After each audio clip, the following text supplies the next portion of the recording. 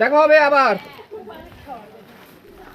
আজ আমরা এমন এক জায়গায় এসে দাঁড়িয়েছি যেখানে পাহাড় শুধু প্রকৃতির নয়, পাহাড় মানে জীবন, পাহাড় মানে সংগ্রাম, পাহাড় মানে বেঁচে থাকার লড়াই।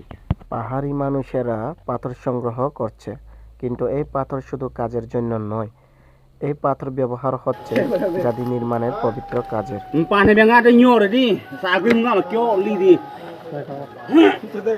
এই মানুষগুলো নিজেদের ঘাম আর শ্রম দিয়ে জাতি নির্মাণের কাজের সহযোগিতা করছে।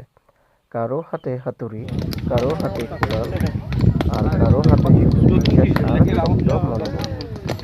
প্রত্যেকটা পাথরের আঘাতে শুধু পাহাড়ে ভাঙে না, গড়ে ওঠে বিশ্বাসের এক নতুন কাঠামো। ওদের কাছে এই কাজ শুধু শ্রম নয়, এটা সেবা, এটা দায়িত্ব, এটা ধর্মীয় ও সামাজিক কর্তব্য। আমরা শহরে বসে শুধু দৃশ্য দেখি, ভিডিও দেখি, রিলস দেখি, কিন্তু বাস্তবতা অনেক গভীর, অনেক কঠিন। এই পাহাড়ি মানুষেরা নিজেদের শক্তি দিয়ে শুধু পাথর তোলে না, তারা তোলে একটা স্বপ্ন, একটা বিশ্বাস, একটা জাতি নির্মাণের মহৎ উদ্দেশ্য। আজ এই পাহাড় আমাদের শেখায়, ধর্ম, শ্রম আর মানবিকতা যখন একসাথে মিশে যায়, তখন তৈরি হয় ইতিহাস। পাহাড়ি মানুষদের প্রতি রইল গভীর সম্মান, তাদের শ্রম, সহযোগিতা আর বিশ্বাস এই জাতি নির্মাণের আসল ভিত্তি।